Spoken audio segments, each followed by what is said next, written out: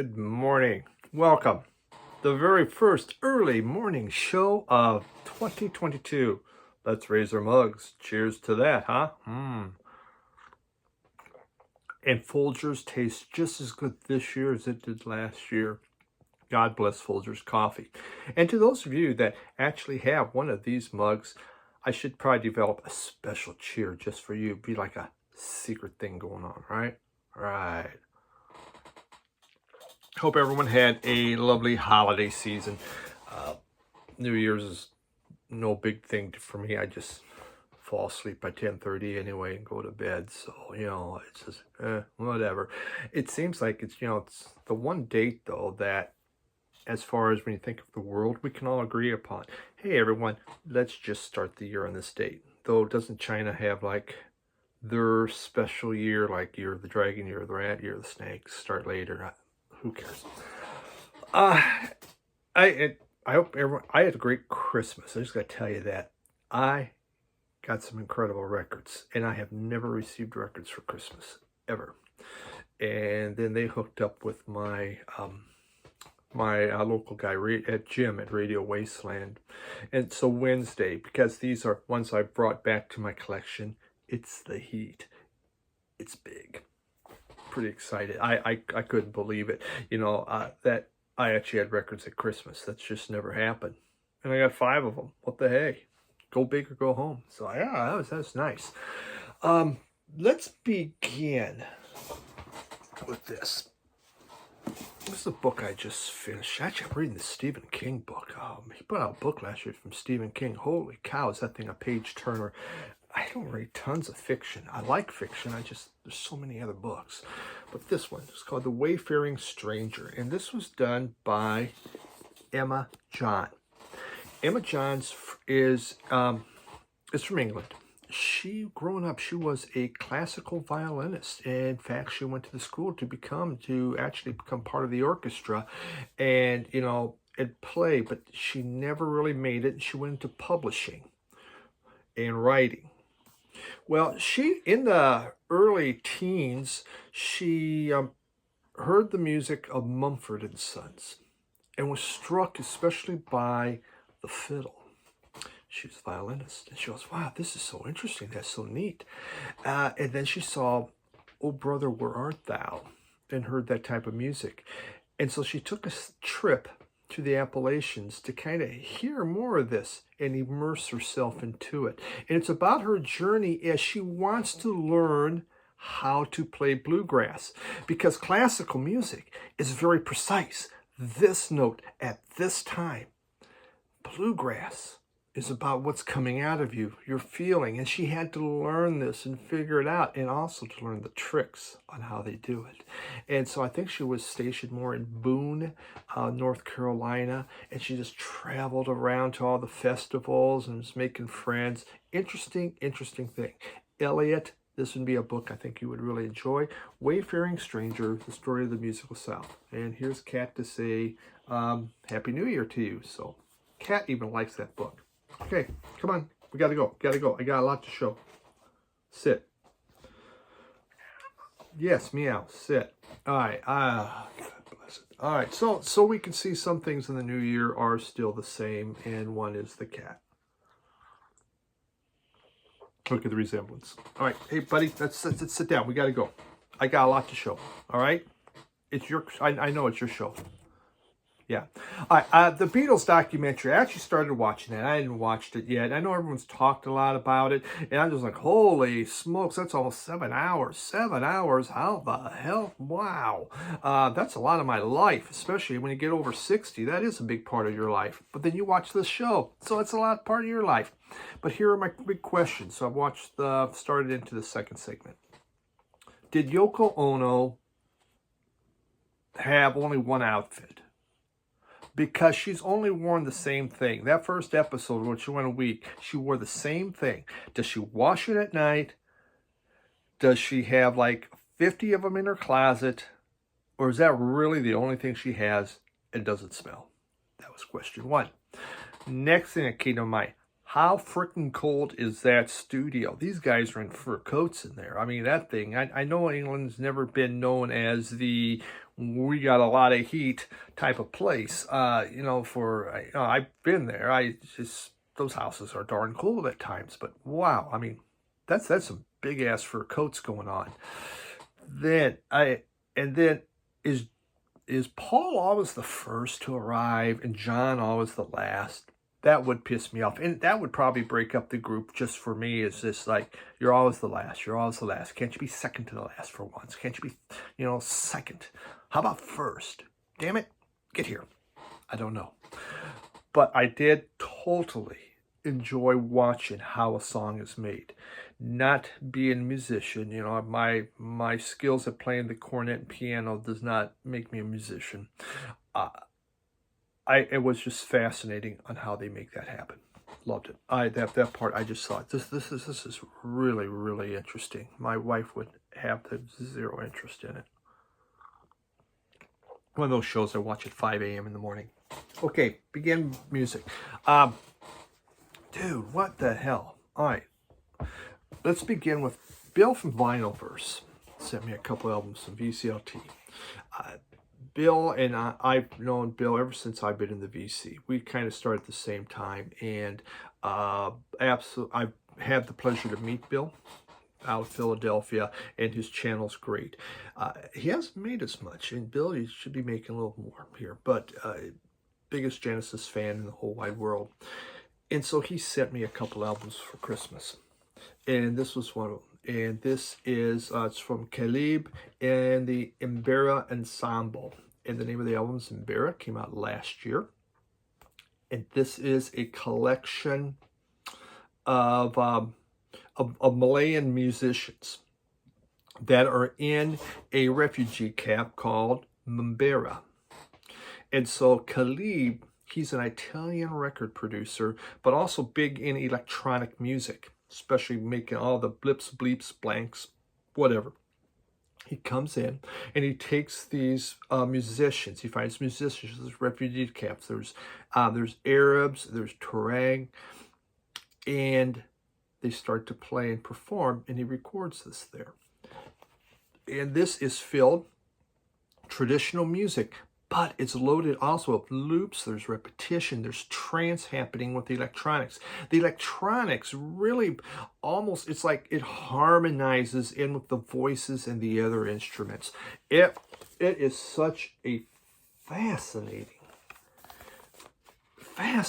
album on how they did this. There's Khalib, look at that, with some of the musicians, and everyone's looking kind of cool, giving those cool signs that I can't do because it would just look stupid for me to stand there and try to look cool, because it would look like I'm just standing there trying to look cool. But a lot of neat pictures of the players in the camp. Men and women were playing on this. So you have this blues, this desert blues happening, but also a lot of other instruments, and other things going on. But the electronics, it makes it totally different. Fascinating album. Really such a great listen. So happy to add this into the, I guess, the world music section. It's not really world music. It's the African music. Great.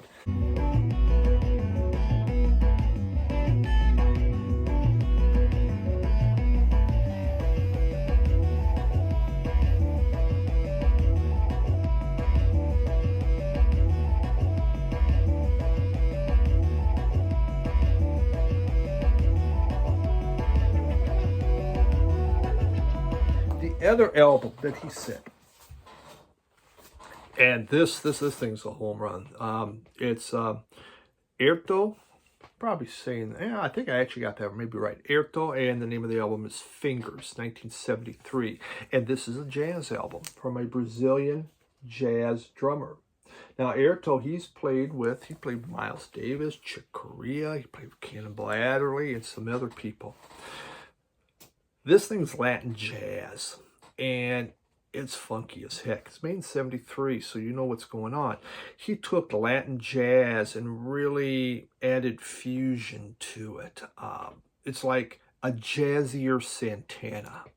It blew me away. This is just right in my wheelhouse. It just was so dang good. I mean, it just begins with Fingers. And Fingers, this is hard rock, and there's screaming guitars going on. But underneath, this is funky piano happening, keeping it going. And a lot of the songs is the bass. It's just incredible. It has this funk rhythms happening. There is San Francisco River. Hauntingly beautiful ballad. Man, that it's really good. And it ends with Tambo in 7-4. And it is like samba heaven happening. Yeah, man alive, this thing was so good. I just really enjoyed it. CTI, never had heard about it, but if you like Latin rhythms, you like that kind of, you like that spice in your jazz, this is it. Bill, excellent albums. Thank you, my friend. I home runs.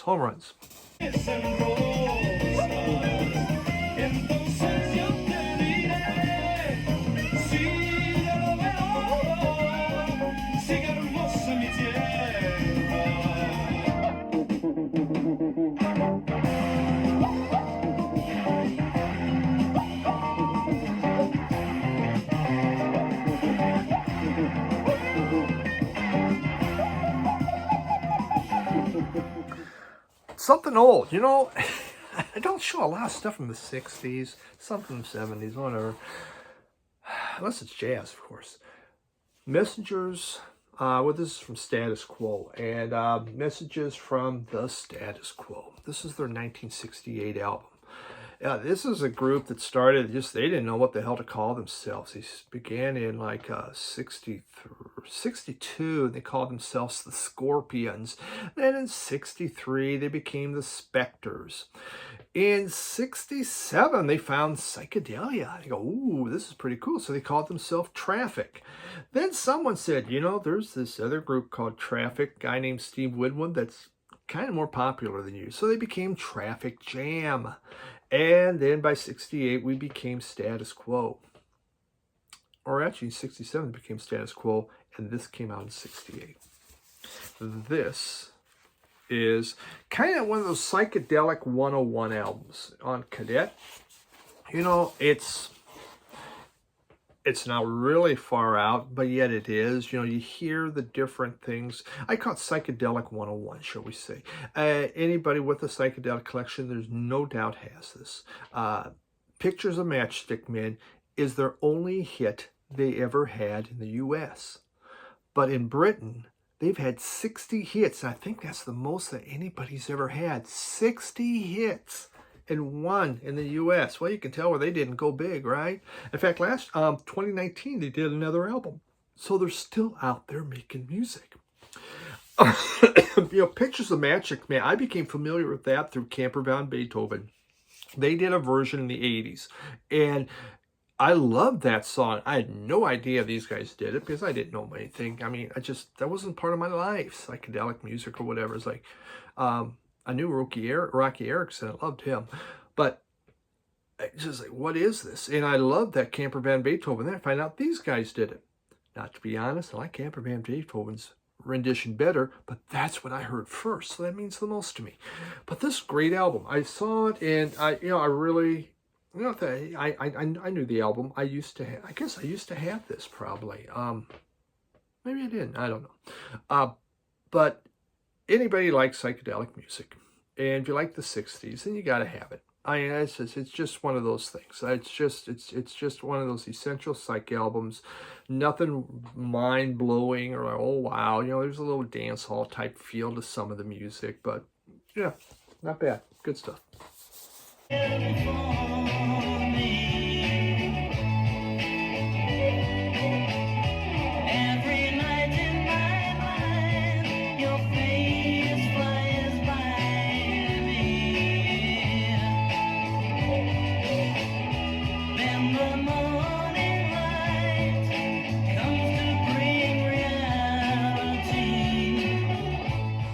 Fun to have. Fun.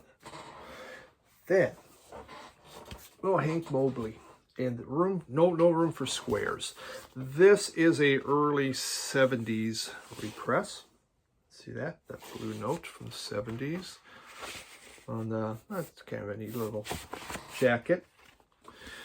The album actually came out in 1963, No Room for Squares. And it was Mobley was inspired by Coltrane, who was changing things up as far as sax playing. And so on this, Mobley plays a harder type sax, more in a Coltrane type vein than as he would have with when he played some with Miles Davis. So he's changing a little bit. It's a little bit more adventurous.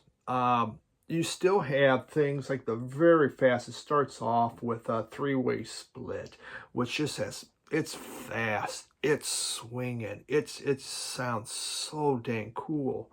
Really, really neat. But then you get into Caroline, which has this nice little, kind of a more of a ballad, softer.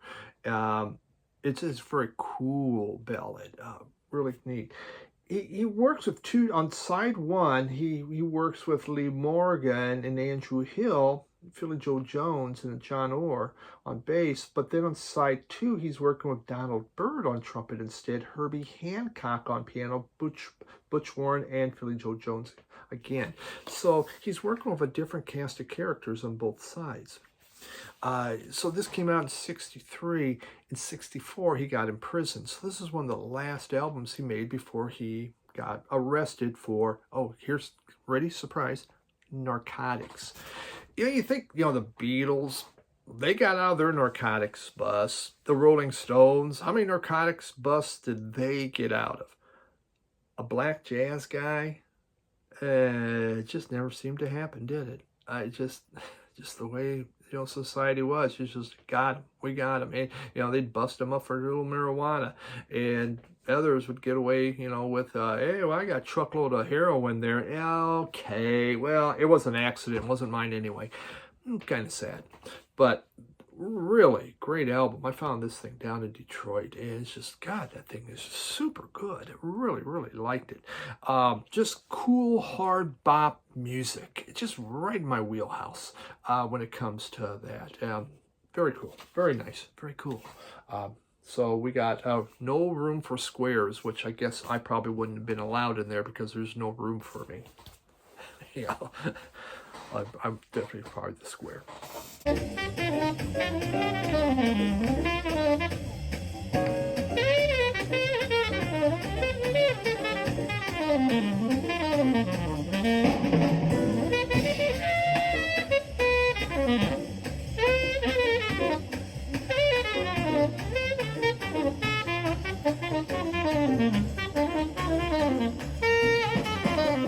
African music.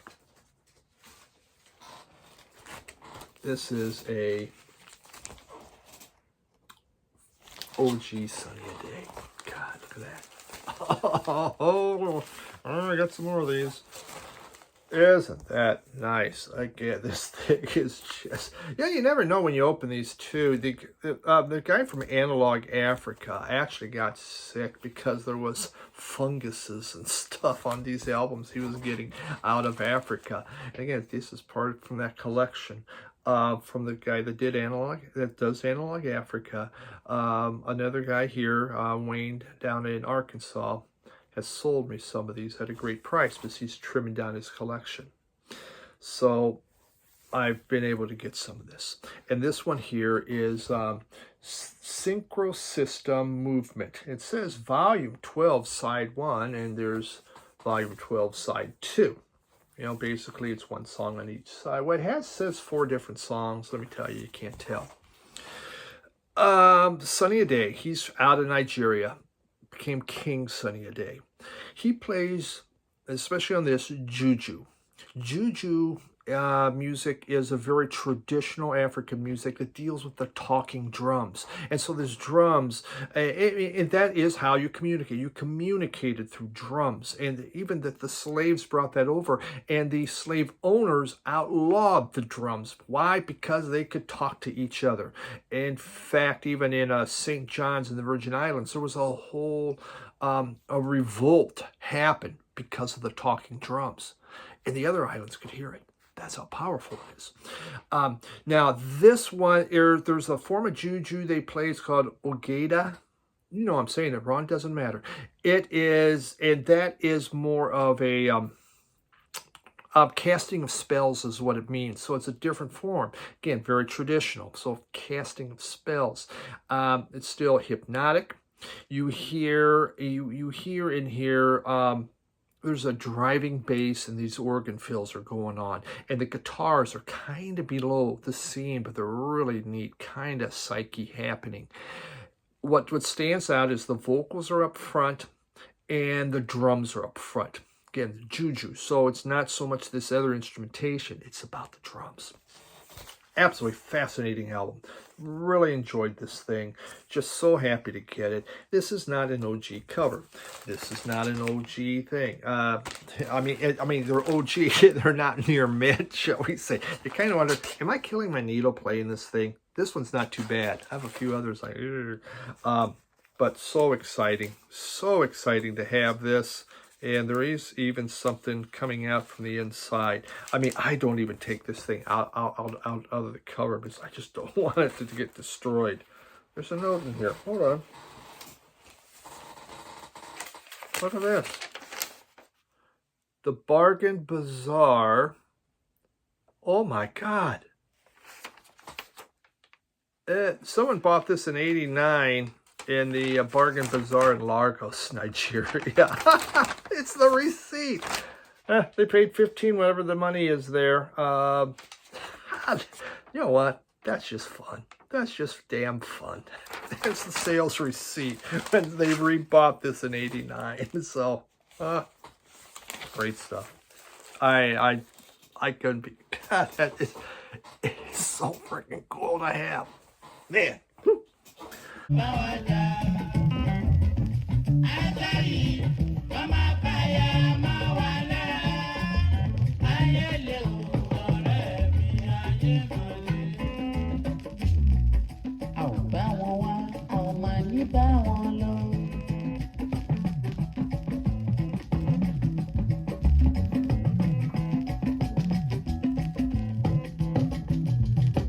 How about some new stuff?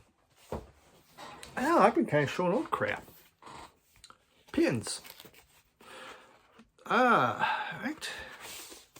Kind of a weird inner sleeve. Got some legs on there. It comes in, remember vinyl? Well, it used to be black. Now, of course, it's whatever. Pins. This is a group. This is Wild Nights. It's their second album. Came out in 2015. I learned about the Pins as I was watching an Amazon show called Hannah. And they were playing this song at the end of one of the episodes. And it's like, oh my God, what is this? And so I, hit on to see what's the song. It was a group called the Pins. Now, what caught my interest is, it's a three-piece female band out of Manchester. Rob Walker, you must have it. They're out of Manchester. You are the Manchester guy. Their inspiration is My Bloody Valentine, Jesus and the Mary Chain, and are two other primary and whole. And there was the lead of it is oh golly, what's her name? Faith Vessa, I believe. She was a fashion photographer, but she wanted to start a band. But she didn't want to have a bunch of males because then she's like the token female. So she made an all-female band. Came up with Pins. Their first album, which isn't available, I couldn't find it in the US right now, is the one I really want because it is very much, that's the song I heard came off that first one. Very My Bloody Valentine, very much Jesus, Mary Chain, that drone going on. This has drone, but it does have less of it. It is there's like no power chords happening. It's more intricate, noisy melodies going on. It was produced by Dave Ketching from Queens of the Stone Age. He produced their stuff, and they went down to the Joshua Tree area, and they produced this. So there's not as much druggy droning going on. Hey, Jeff, you would like that, druggy droning, but as the first album, but it was good. This is a good album. It's not a great album. It's not the type that I walk in and go, God, I got to play that thing again. I put it on. I'm enjoying it. I like it. But a great album is the type that you're popping on and on. I really would like that first Pins album. I think that would be good. Something I have to keep my eye on. But it's just the shipping. You know, you look at what it's worth in Discogs after you pay that shipping, and go, God, is the music really that good? So the Pins, 2015 album. They do have, I think they put out another one here. I think 2019 they did. In black leather, glittered eyes led butterflies. Yesterday, so far away.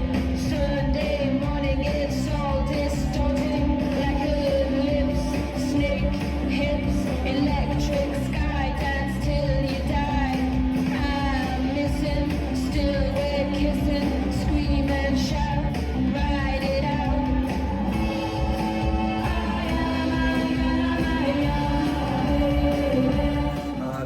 Here we have Curtis Mayfield, and this is, oh wow, which album?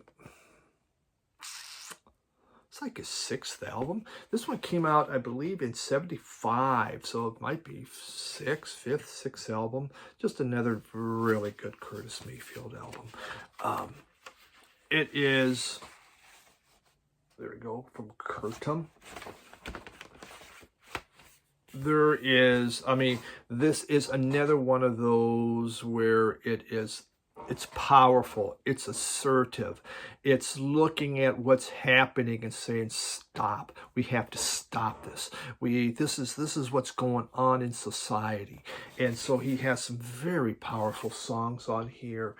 Blue Monday, Hard Times, When Seasons Change. It's just hard hitting. The lyrics or something.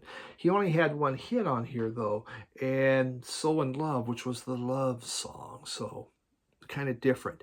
It's not as funky. This has more soul to it. So when you think of the guitars of Superfly, you think of the very first Curtis Mayfield album with these super funky guitars. They are not as prominent in here. Definitely lower key soul. By 75, everybody was flipping into disco. This doesn't go into that disco direction at all. It is still Mayfield. His voice, that high falsetto, is just on display. It's prominent on here. Again, a very important album in Mayfield discography just because of what he's trying to say and do. So happy to find this thing and pick it up.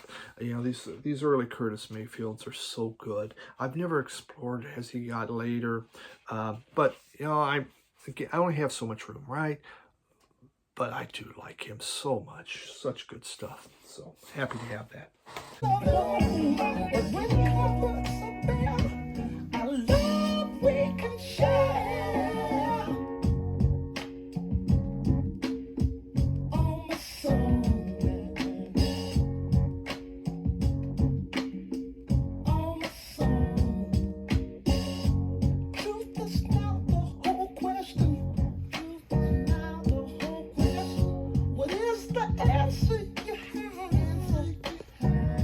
So that's it. Kent really did. He said, screw all of you. He left early, didn't he? I mean, wow, what a freaking crappy host is that, huh? Gee whiz. So I had to do the whole show by myself. Boo-hoo. Thank you. Happy New Year. Come back this midweek. I got some heat. Really excited about what I got to show. So appreciate everyone. Hey, let's have a great 2020. Hey, last year wasn't that bad. I mean, yeah, we got to wear a mask, but what the hell? It is what it is. We're going to have a great one this year. It's going to be the best ever. Bye.